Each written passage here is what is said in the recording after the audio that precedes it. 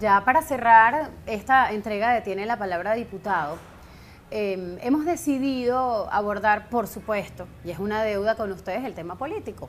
Pero quien nos acompaña en este segmento viene o ha mantenido un discurso muy orientado al tema social, por supuesto. Además, el presidente de esa comisión, de la Comisión de Desarrollo Social de la Asamblea Nacional, es el diputado Miguel Pizarro. Bienvenido. Un saludo, Mariana, gracias por el espacio. Bueno, está con nosotros y es evidente que teniéndolo aquí y estando tan vigente el tema de nuestros viejitos, de las conquistas legales que ustedes han emprendido para ellos, y con esta ley que les concede ahora el beneficio del Sestati, ¿qué tal los pensionados? Yo quisiera saber, muy brevemente, eso sí, para aprovechar el espacio, ¿en qué medida van a tratar de contrastar el discurso del presidente de la República, quien dice que él simplemente no tiene dinero para pagar ese beneficio, ¿no? Y les lanza a ustedes la pelota de la demagogia en la cancha? Mira, es muy claro, Mariana, nosotros hemos avanzado en una agenda que busca hacer justicia social, justicia con deudas acumuladas, justicia con visibilización de problemas que durante mucho tiempo nadie discutió. ¿Cómo está hoy el jubilado y el pensionado en nuestro país? Si usa su pensión para comprar alimentos, debe rezar todo el mes y no enfermarse porque no le va a alcanzar para las medicinas. Si usa el dinero para comprar su tratamiento médico, entonces depende del nieto, del vecino, del hijo, que le ayude a completar los alimentos necesarios para poder afrontar el mes. Ellos dieron todo por este país.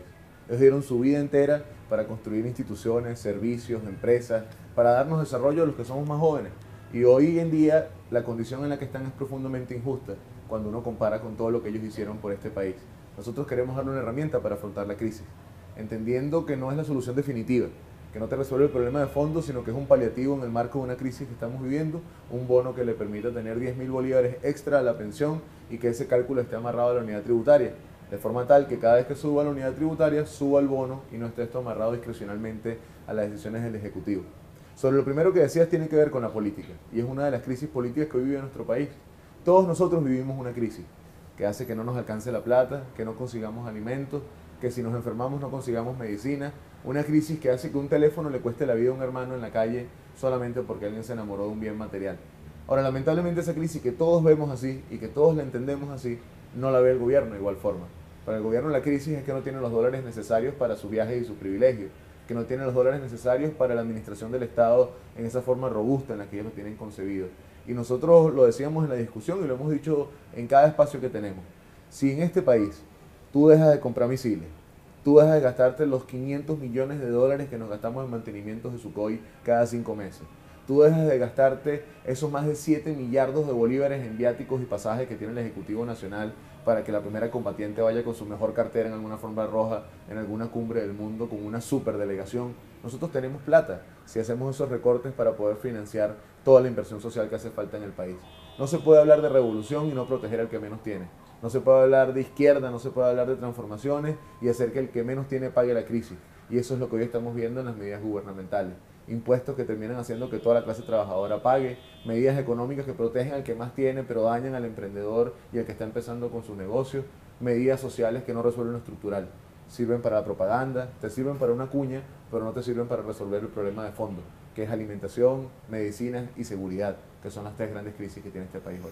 Bueno, es buena esa respuesta, escucharla, porque como le digo, la gran pregunta que tiene todo el beneficiario o la persona que se va a beneficiar de esta ley es, bueno, está aprobada, pero ¿cómo la vamos a ver cumplida si el propio gobierno dice que no tiene para pagar?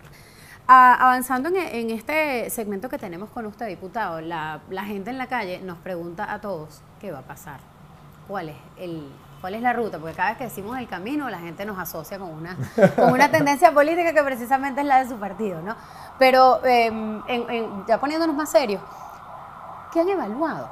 Porque el presidente de la Asamblea Nacional ha prometido en pocos días revelar la estrategia a seguir. Ha dicho incluso cuál es la alternativa que a él le parece como más factible en términos políticos se pueda poner en marcha para tratar de buscarle una salida a la crisis política que vive el país. Cada vez que hablamos de salida, el gobierno asegura que estamos tratando de dejar colar las estrategias cortoplacistas, los atajos, etcétera.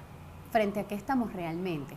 Mira, nosotros hemos venido construyendo una agenda alternativa. El 6 de diciembre los venezolanos dieron un mandato muy claro: soluciones, reconciliación, énfasis en la visión común y no en las diferencias, y futuro. Todos los que votamos el 6 de diciembre, cuando votamos por un cambio, no votamos solo por un cambio entre los colores o la correlación de fuerzas, eso era una consecuencia de el cambio por el que se votó, era un cambio que hiciera que nuestra crisis tuviera soluciones, que el problema y el drama del día a día tuviera una herramienta y unos dirigentes que se pusieran a la altura de ese momento y empezaran a construirla. Lamentablemente el gobierno ha decidido convertirse en un obstáculo y lo has visto desde su actuación con el decreto de emergencia, su actuación con el tema de los jubilados y los pensionados, el discurso irracional sobre el tema de la misión vivienda diciendo que nadie quiere ser propietario de su casa, pero al final todos esos síntomas lo que te demuestran es una postura política de un gobierno que ha decidido que en el momento de las definiciones, en el momento de decisiones como el que estamos viviendo hoy, porque nuestra historia nos lleva a encrucijadas y lo que vivimos es una encrucijada, y hay dos caminos. Una opción para el gobierno es ponerse del lado de la solución y facilitar los cambios, facilitar la transición y ayudar a cooperación entre poderes para salir de la crisis. ¿Cómo se facilitaría esa transición desde el gobierno? No bloqueando leyes, generando espacios de discusión, garantizando interlocución entre las distintas instituciones y que el énfasis de todo esto no sea la politiquería, sino el problema que hoy vivimos. Y esto por una razón, Mariana. Hay problemas que no esperan a que los tiempos de la política lleguen hasta ellos. La urgencia humana es más rápida que los tiempos políticos. Y nosotros tenemos que entender que eso hoy en día existe y que debemos atenderlo. Lamentablemente ese no es el camino que ha tomado el gobierno. El gobierno tomó el otro camino. El de convertirse en un obstáculo, el de convertirse en una obstrucción, el de llevar esto a un terreno de una confrontación que nosotros no queríamos que llegara, pero que ellos nos han puesto en el terreno y nosotros no vamos a eludir. Las confrontaciones políticas hay momentos en los que tú no puedes hacerte el loco. Y nosotros hemos decidido que a esta confrontación política la vamos a asumir con la altura política y la responsabilidad histórica. Propondremos soluciones, mantendremos el camino social y si el gobierno no cambia su postura, pues nosotros nos enfilaremos en consenso y en unidad a cambiar el gobierno. Han hablado, mire, de referéndum revocatorio del mandato presidencial, de enmienda, quizás como los dos temas por los que se está, quizás, no sé, debatiendo en el seno de la oposición. Yo quisiera saber si eso es verdad, si están debatiendo eso. Mira, ya tiene 10 días ya la discusión, se ha nombrado un equipo especial entre varios partidos para que se pueda llegar a una conclusión de consenso. Vamos a ver una etapa donde necesariamente todos los partidos dirán en la opinión pública cuál es su postura, cuál es su visión, esas dinámicas que a veces, no sé si son sanas, pero creo que son necesarias para que podamos dar el debate no solo entre los políticos, porque esto es un debate muy grueso, como para que solamente los políticos lo demos, sino construyamos un consenso en la sociedad. Y pase lo que pase, hay una decisión muy clara. Es constitucional, es electoral, es pacífico y es en unidad. No es parcial, no es en atajo, no es con visiones mágicas, no hay forma sencilla de salir de lo que estamos viviendo, ni hay forma inmediata de salir de lo que estamos viviendo. El cambio de gobierno no va a resolver por sí solo este problema tampoco. Y por eso yo siempre hablo del tema de fondo. Nosotros podemos cambiar los colores, podemos cambiar los gobernantes, podemos cambiar la forma como se dirigen instituciones. Pero si el político en este país no se convierte en un político honesto, si el que eligen no se convierte en un servidor por encima del prefijo, del cargo y de los adornitos del poder, y el ejercicio del poder no se convierte en una herramienta de transformación, tú vas a cambiar los colores, vas a cambiar los discursos y al cabo de 10 años tendremos otra vez este problema. Último aspecto antes de despedir. El Tribunal Supremo de Justicia es quizás también otra cosa a considerar a la hora de buscar la fórmula constitucional para mejorar la crisis del país. Porque supongamos que se aprueba la enmienda, alguien me decía en días pasados, sí, se aprueba y se somete a consideración y una vez que se logre, entonces llega el TCJ y dice que eso no es en este periodo, sino en el próximo. Cosas como esa podrían pasar. Tendrían necesariamente que tratar de resolver ese problema institucional antes de ponerle al país, ofrecerle una fórmula para que esto se corrija. Ser mayoría nos ha permitido salir de las dicotomías. Ya no tienes que escoger entre mascar chicle o caminar. Se puede caminar y masticar chicle. Tú tienes que enfilar la agenda social y construir por la agenda social nuestra visión de la alternativa, del país que queremos y del país que soñamos. Tienes que avanzar en la agenda política, demostrar que estás a la altura del momento histórico y enfilarte en conseguir una solución que sea unitaria.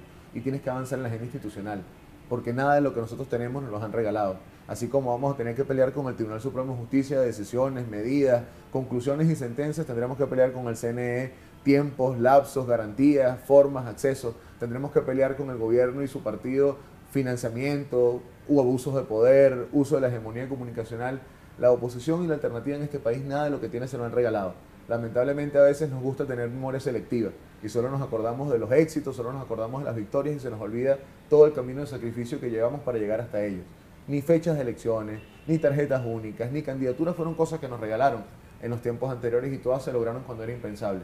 Hoy en día, con una mayoría de este lado, con una visión política muy clara y con plena convicción de lo que estamos haciendo es lo que requiere el momento histórico, nosotros tenemos que avanzar en todos los tableros, entendiendo que lo que debe estar en el centro de esto es el ser humano, es el ciudadano, es el que hoy está pasando como todos nosotros problemas, sufrimientos y angustias, que ese dolor que nos hizo despedir un familiar, que tenemos cuando el papelito del cajero dice que nos quedan 200 bolos y todavía nos faltan 10 días del mes por avanzar, que esa indignación se convierta en acción, porque estos son los tiempos en los que nos van a intentar hacer ver que es imposible, que no importa lo que hagamos, no hay forma de que cambie, que no importa la fuerza que tengamos, el poder de las instituciones puede más que la gente, y eso no es verdad. El 6 de diciembre lo demostramos y este camino en el que estamos hoy en día lo va a volver a demostrar. Más temprano que tarde, este país va a terminar de cambiar.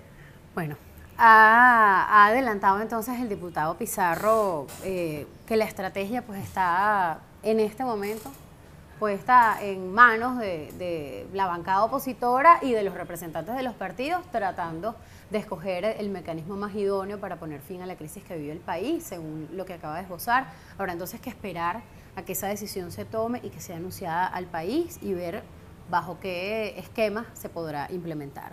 Le agradezco profundamente al diputado Pizarro su compañía en este último segmento del programa y les agradezco también a ustedes confiar en lo que hacemos para estar bien informados. Es nuestro deber que sea así.